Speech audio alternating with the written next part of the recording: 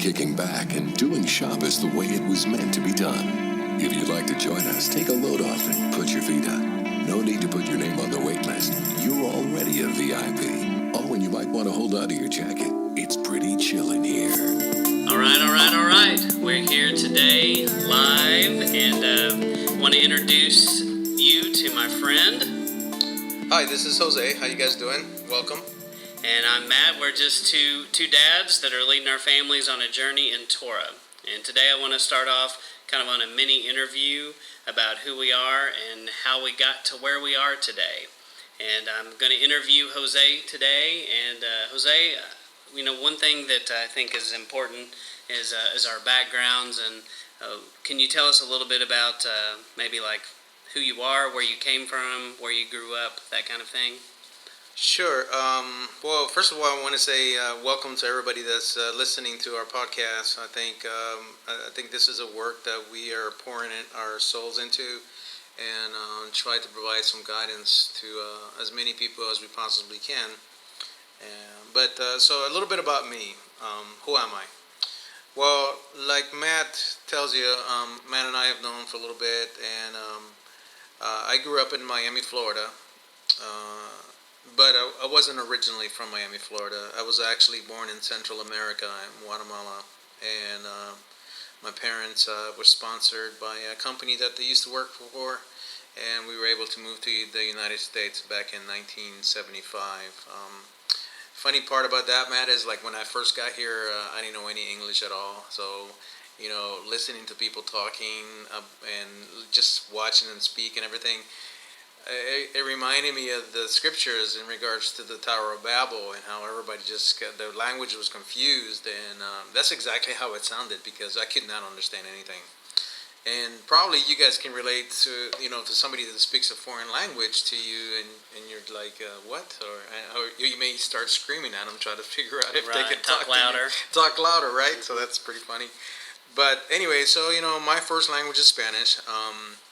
And with coming from Central America, obviously, everybody kind of knows that, Central America, Mexico, Guatemala, Honduras, El Salvador, and basically all of the Central American countries, it's really, really deep in Catholicism, okay?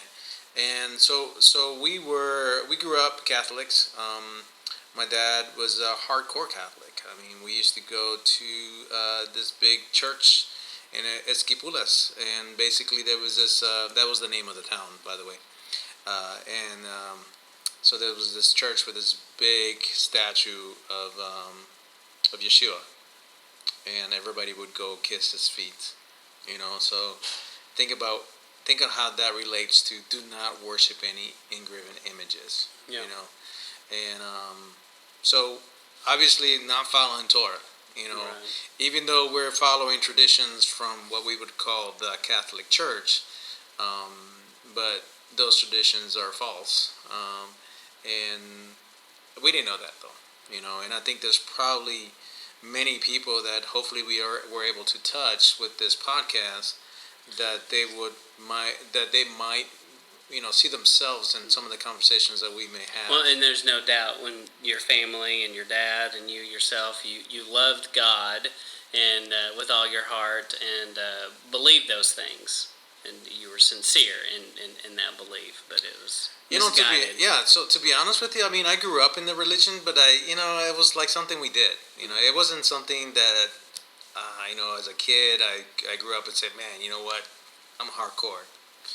I was a kid, and as I grew up, I mean, that type of relationship with the religion was about the same, It almost seemed like every Sunday we reset, It's like, hey, 10 Hail Marys, blah, blah, blah, boom, boom, press the reset button, and we're back to square one, So, to be honest with you, I don't know. I don't recall that, that type of feeling. I may have, and I'm sure there's others that do, but, as for me, I can say that I don't remember that type of a relationship with Yahuwah in that time frame. It was different for sure. So anyways, grew up in Miami, Florida, learned English. My best high school teacher, I guess it was high school, maybe elementary, it was Mrs. Gonzalez, Little River Elementary School. She taught me English. and she kind of bribed me. She used to have this Now Later candies. I don't know if you remember those, Yeah. the little square ones. I Used to get love those. the strawberry ones, man. So, anyways, she used to give us that every time we did well on the test, and that helped me learn. And she was the best teacher, really, really good. I still remember her name and everything. Went through high school, graduated. I joined the Air Force when I was 21, and I retired from the Air Force after 20 years, and here I am in the DFW area. So that kind of brings us up to today. It's like who I am, where I come from, and kind of Sure. where we started with our walk, right? Well, and when you were talking, you reminded me of a kid that I knew, like in sixth grade, who moved here from Mexico, just like you, and he knew no English, not a word, and he just had to learn it as he went. And we would try to communicate with him, but it was frustrating for us and frustrating for him. So I know that I've been on that end of it before, trying to help somebody learn. And Well, it's funny you should say that, because as soon as you started talking about that, it reminded me of how my dad learned English. I mean, he would study. He had a correspondence course that he would study from home before he actually came to the United States. So that was one of the requirements that he had, to actually learn English before he came, or the company wouldn't sponsor him. So, he really buckled down and learned the language. Obviously, broken English, right. but enough to communicate with people. And so he started teaching us a little bit. But by the time I got to the States, I was only 10 years old, and we were babbling at night. Yeah. We were just pretending to talk. Yeah. It was yeah. funny, actually, when you think about it now. Myself and my siblings in the room, just going, blah blah blah blah blah blah. Yeah. So. All right. Well, the other question that I had for you, can you describe like a breakthrough moment in your faith development? Like, can you describe maybe when you went from being Catholic to being Protestant, and kind of what went on with that? Yeah, I think there's a saying in the military that there is no atheist in a foxhole. We were just now celebrating, the anniversary of D-Day, right? As we're, recording this podcast, and I just finished watching the whole season 1 of Band of Brothers, and I tell you what, that really brings home to you what those men went through, men and women that went through that, and families, how they suffered through that, through World War II. And interesting enough, when I was in Saudi Arabia doing the Gulf War, it was a lot of that too. We had attacks, and people were like, scared, and we were putting our gas masks on, and we still have things to do, and so it was, sometimes it was dicey.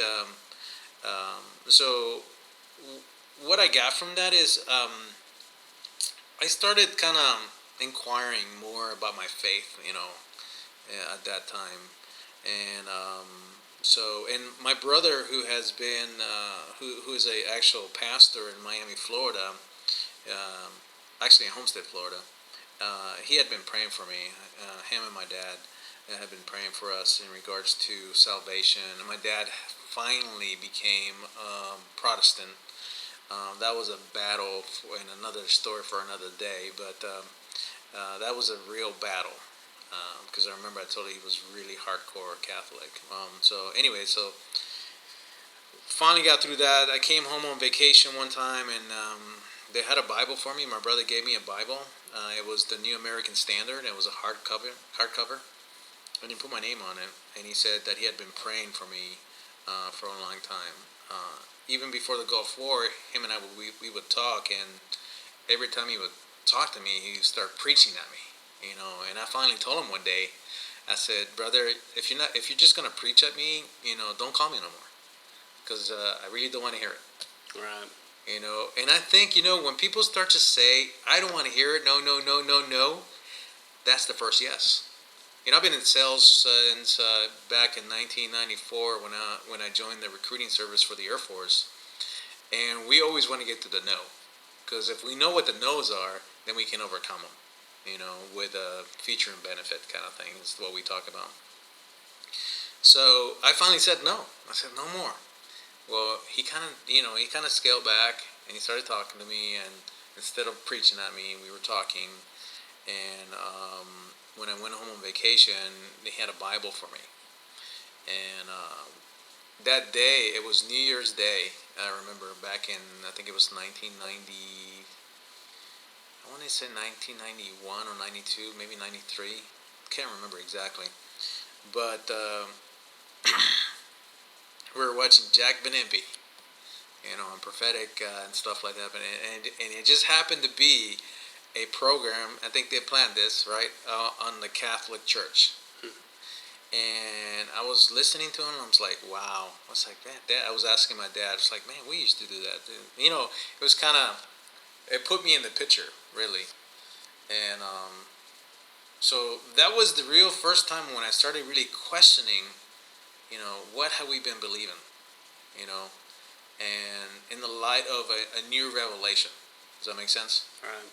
And then after that, I started seeking other places. As a matter of fact, when I went back to, I actually accepted Yeshua as my Lord and Savior. Now, back then, or as Mashiach, I wouldn't call him Yeshua. I would call him Jesus, right?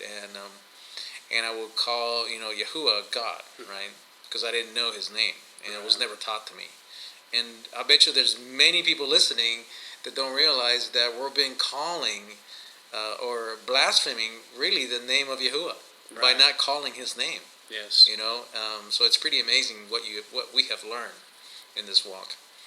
But anyway, so we went through that process, and then I started looking at other places, and at that time I was just getting married to my wife, and we went back to a church. We went back to the chapel on base, and when we went back to the chapel, so you got to remember, so the chapels on base, they're used by every single religion, right? So you have Jewish, if you have Protestants, you have Muslims or whatever. Everybody comes in here and they have the set time that they use the chapel. So it was the Jewish congregation just finished, and then it was the Protestants' time, or actually the Catholics' time at that time. And then, so they were setting up. So we were there early. We got there early. And then we walk into the chapel, and then we're sitting down, and then all of a sudden we see these people running around. I was like, man, it's like a show. It's like, let's get ready for the show. They're running around putting stuff up, flowers here, flowers there. And then all of a sudden there's a crucifix that flies from the back of how the grandfather clocks, the pendulum just goes back and forth? Yes. That's exactly how the crucifix went across the back of the chapel, and it's swinging back and forth. And I told Peggy, I said, we're not supposed to be here. I said, that's a sign. I said, I just got this feeling that this is not where we belong. This is not where Yeshua is. This is not where our Elohim is. And I said, we got to go. And so we walked off, and we started seeking different places. We ended from Catholic, we went to Protestant, we tried First Assembly of God, and then we went to non-denominational. And I've stayed with the non-denominational for a long time. And we were stationed in Florida, and there was a church, Assemblies of God church that was Hebrew oriented. I guess you would call him not the pastor, but he was actually a rabbi. But he was a Messianic rabbi. He believed in Yeshua as Messiah. And then so we had the Hebrew classes and the Hebrew dances and Hebrew music. And I'm like, wow, man, that spoke to my soul. I can't even explain it. It just said, boom, this is where you belong. And so we started working on learning more about Hebrew roots ever since then. And do you know approximately what year that was that you're talking about? So like 2008, 2009, because a lot of people across the country woke up about that time frame. And so this was in Florida. We lived in Florida from 1994 to 1997. So you were early on this. Yeah, I was one of the early. Well, actually, I joined the church that was already doing this. Does that make sense? And or a congregation. I don't call it a church anymore because the church is a building. Right. I call it a congregation of believers that believed in Yeshua HaMashiach as a Messiah, and they were teaching us about the Hebrew origins of our faith. And so I started learning through that. So that brings us really to, there's more, but I think we can kind of talk about that later on as the conversation goes. But I think you kind of get the gist of where my walk has been. Sure. Right? Sure. Pretty interesting. And because of being in the military, we hopped around, the different states and stuff. Mm-hmm. So that's been the hardest part, actually. Yeah. So. All right. Well, one of the things that I had written down here, if you want to, the last question I had for you, there's some challenges that you can think of that maybe you've had with your family going down this Torah path, just like you've mentioned the name change, and there's probably several changes that have been difficult maybe for your family in different aspects. Well, I think like anybody that goes into something new, one of the things that we've learned in the military, my military background is we're not really afraid of change. Where a lot of people live in their normancy bias, which basically means they like to do the same thing that they're familiar with, and when something changes, they really get there's a turmoil in their lives. Whereas being in the military, and we used to move every 3 years, so our world changed literally every 3 years. So we would go from one state to the next state to the next state to the next state every 3 years. So we were accustomed to change, and we embraced it. As a matter of fact, my wife still today, she'll paint or move furniture or we'll do something in the house to make it different because she's like, okay, I think I want to move. I was like, so it's not that easy anymore. But so I think that was the biggest thing is not because we were afraid of it, but because we would get accustomed to when we were going to the congregation in Florida, and then trying to find something similar to that in Illinois, for example, right? Didn't happen. There's nothing there similar to what we experience. They might be there today, but I'm not. We started going. We went back, actually, we were with an Assemblies of God church. They're great people, but they were not in connection with that set apart spirit that we are in connection today. It's something different. It's like baby steps, and they're still. If you look at, they're still on milk. Exactly. Yeah, that's what I would say. So that's been the biggest challenge for us. It's just trying to find the right place to congregate and learn and grow. Yeah. So. All right. Does that make sense? Yeah, it does. Well, here's a verbal high five for making it all the way to the end. Congratulations. You stayed with us through the very first one.